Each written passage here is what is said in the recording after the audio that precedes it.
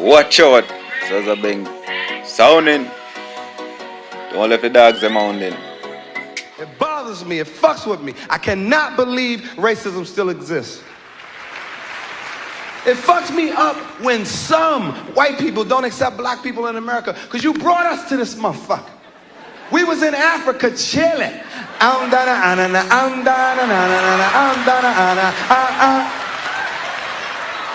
Motherfucking titty free, right? Just chilling. White people told us to party on a boat. We got on the wrong boat, wound up in America. They made us wear clothes. You know, say our staff represent for Zaza Beng, you know. And I make you know, say I'm straight from Jamaica to Canada, you know. So make sure you know, support Zaza Beng channel, you know. Like, subscribe. To learn a book is somebody else's idea of knowledge. But what you learn through life experiences, nigga, you can write your own book. See, I'd rather be a living book than always taking knowledge from somebody else's life experiences. Because if I'm taking all that knowledge and applying it to myself, what do I have to give the world? Aha.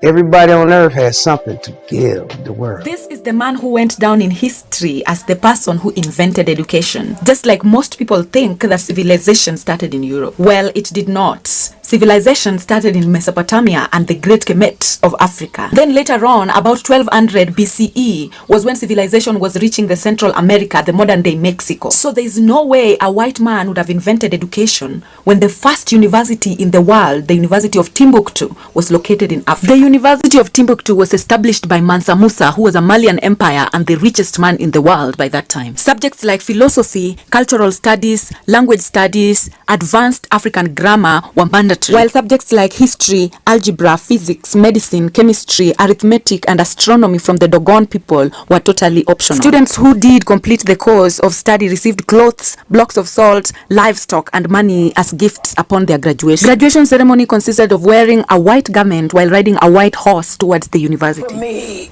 knowledge is happiness for me. If I learn something, that makes me, you know. Still learning? Yeah. I learned something the other night. I learned something last night. I can't wait to apply. Richest man to ever walk the earth. Mali King Mansa Musa. Mansa is the Mali word for king. Musa translates to Moses, which gave this king the nickname Black Moses. Mansa Musa was born 1280 AD, and he reigned over Mali, Senegal, Gambia, Guinea, Niger, the Ivory Coast, and Morocco. Musa took over the mantle of king after his brother Abu Bakr II took 2,000 ships and over 10,000 people across the Atlantic. Musa rose to fame when he took his legendary trip to Mecca. On his trip, he led a caravan of over 60,000 men, 12,000 slaves, and 80 camels packed with 300 pounds of gold apiece. He was world-renowned for his generosity, and it was said that he gave away so much gold during a 3-month stay in Cairo that he sent Egypt into an economic slump for 12 years. See Part 2. Mansa Musa, Part 2. Along Mansa Musa's journey back from Mecca, he recruited great Islamic scholars and architects to come back with him to Mali. Him being a devout Muslim, he even recruited direct descendants of the Prophet Muhammad to come back with him. By doing this, he established the cultural centers Timbuktu and Gao, going on to build the Great Mosque and some of the greatest libraries and schools Africa has ever known. His empire was revered for their contributions in wisdom and his open-minded persona, allowing people from many faiths to enjoy the riches of his culture. He went on to establish trade routes stretching from the west coast of Africa all the way to modern-day Italy. His wealth was greater than the top 5 richest people on earth today combined.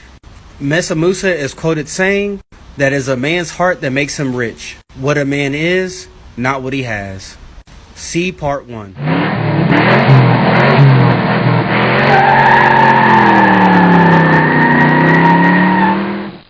The pigs are animals that eat their own feces. If somebody brought you a plate of flies and said, here, eat this, you wouldn't eat that, right? Because you were in Jackson Park or one of these other parks and you saw some flies on doo-doo. But see, the enemy is smart enough to hide from you the lifestyle of the pig so that when he puts it on the commercial as the other white meat, you will accept it. So now, why would you eat an animal that eats its own feces, that's another word for doo-doo, when you could just cut that animal out and eat it yourself? Cut the middleman out. Are y'all following me? Somebody died right now. We call 911 because the longer you're around something that's dead, then the dead thing starts to kill what's living. But here's an animal that feeds on dead things. Why would you then eat that animal? A pig, the most honorable Elijah Muhammad says, is 99.9% poison. The pig is so poisonous that you can't poison it with another.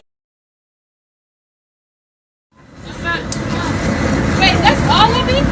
All of it? I was about to say. They got it. No. No! She got 2 of them in her hand. Bring that Zaza place. In a joke more time. We roll with K. Burn a bun up. Make sure you support the Dan channel.